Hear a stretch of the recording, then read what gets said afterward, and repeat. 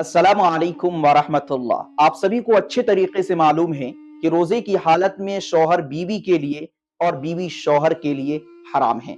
यानी रोजे की हालत में मियाँ और बीवी आपस में मिल नहीं सकते, जिमा और हमबिस्तरी नहीं कर सकते। लेकिन अगर किसी ने ऐसा कर लिया तो उसका हुक्म क्या है? तो देखिए, इसके अंदर चार सूरतें हैं। एक वह सूरत है कि जिस सूरत में अगर रोजे की हालत में मियाँ और बीवी आपस में मिलते हैं, हम बिस्तरी और जिमा करते हैं, तो इन दोनों में से किसी का रोजा नहीं टूटेगा।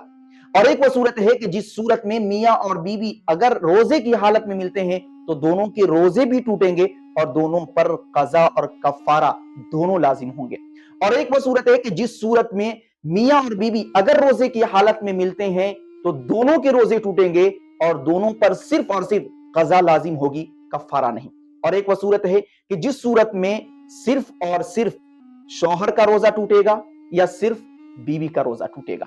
तो इन चारों सूरतों को बारीकी समझने की कोशिश करते हैं। यकीनन ये मसला शर्म और हया के खिलाफ है, लेकिन दीन से जुड़ा हुआ है।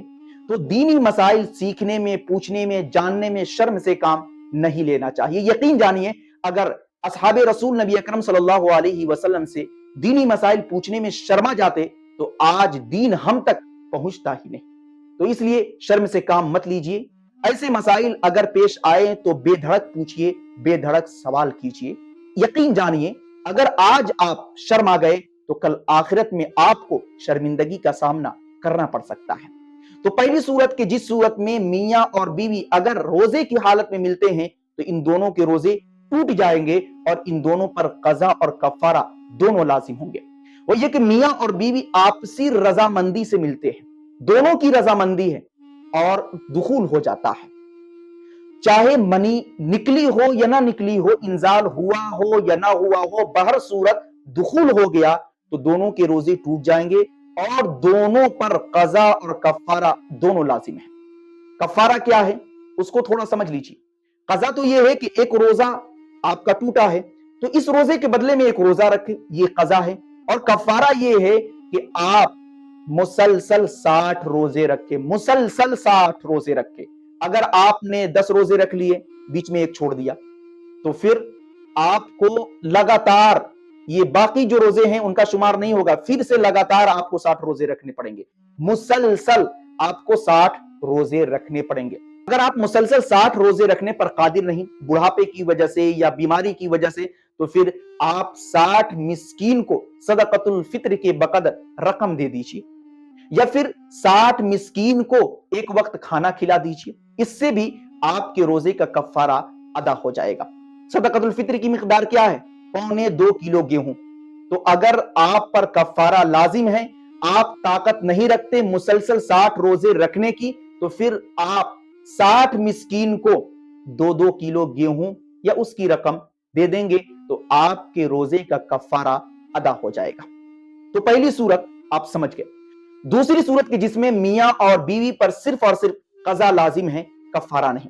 वो ये कि मियाँ और बीवी आपस में मिल तो रहे हैं लेकिन बरहाना नहीं है, कपड़ा पहने हुए हैं और ऊपर से ही मिलने की कोशिश कर रही हैं और दुखूल भी नहीं हुआ है, लेकिन दोनों का इंजाल हो गया। इंजाल मतलब पानी मनी निकल गई दोनों के।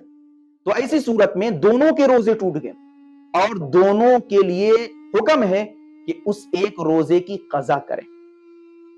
और तीसरी सूरत कि जिसमें अगर ऐसी हरकत कर रही हैं, यानी मियाँ और बीवी आपस में मस्ती कर रही हैं, कपड़े के ऊपर से ऐसे ऐसे कर रही हैं, दुखूल नहीं हुआ, लेकिन अगर शौहर की मनी निकल गई तो फिर शौहर का रोजा टूटेगा और अगर बीवी की मनी निकल गई तो फिर बीवी का रोजा टूटेगा। अगर दोनों में से किसी की मनी नहीं निकली, बस मस्ती कर रही हैं ऐसे ही कपड़े के ऊपर से, तो दोनों में से किसी का रोजा नहीं टूटेगा, लेकिन इस अमल की वजह से रोजा मकरूह हो जाएगा। तो ये तीसरी सूरत है कि जिसकी भी मनी निकलेगी उसका रोजा टूट जाएगा।